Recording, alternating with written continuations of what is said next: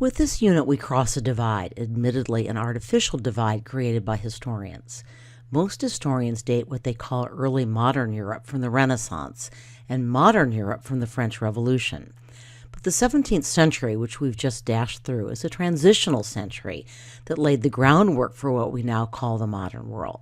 And I'd like to look at this transition through the lens of art.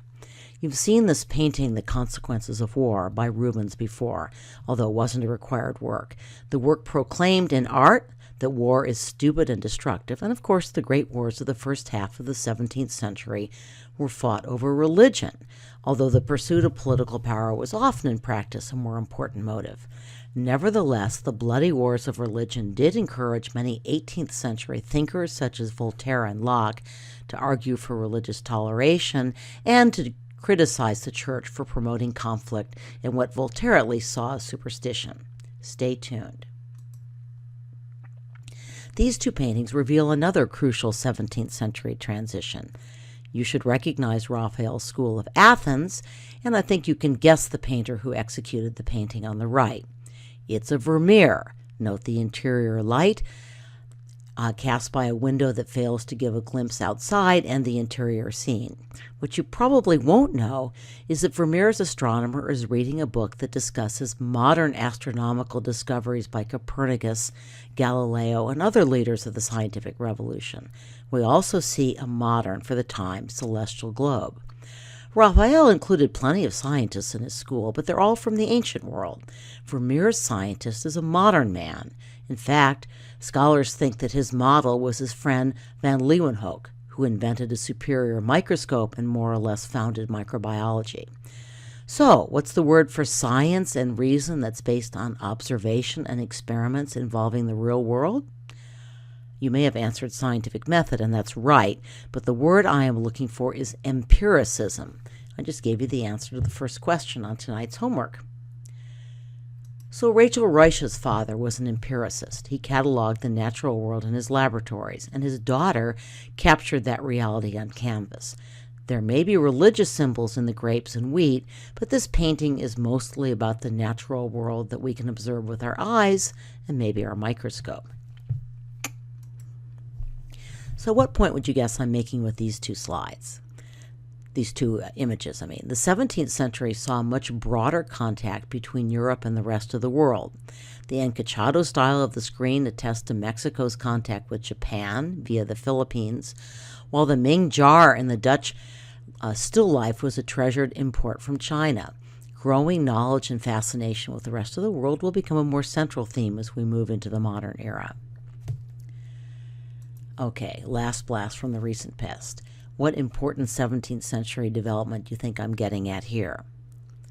Well, the 1600s witnessed the rise of powerful nation-states led by absolute rulers. And no one was more absolute than this fellow. And this work, which didn't show up at all in our last unit, and that's partly because the College Board didn't stick any French Baroque paintings on its list, not even this one, which was an old College Board favorite. But also because I decided to kick off this unit with the one French Baroque work on the list, the Palace of Versailles. But first, let's catch up with France and introduce Louis XIV.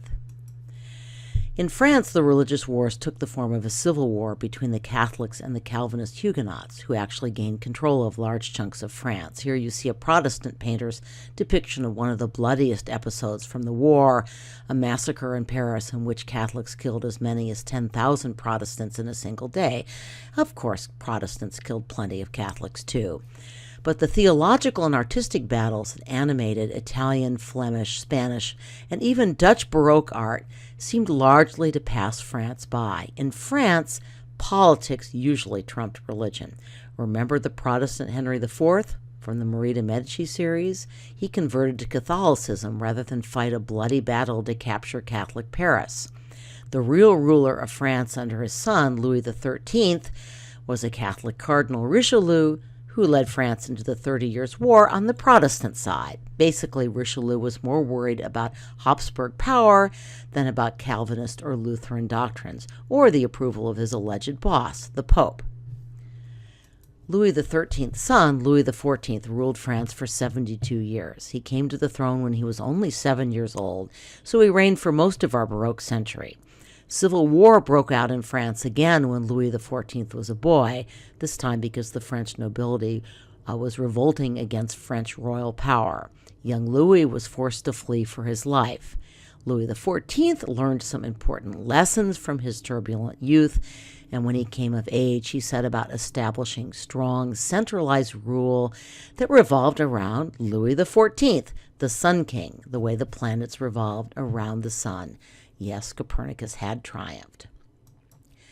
In 1665, the Sun King summoned the famous Roman architect Bernini to France to design a new east facade for his palace, the Louvre. Here are some of Bernini's sketches for his proposed design. Note the curves, the alternating convex and concave facade.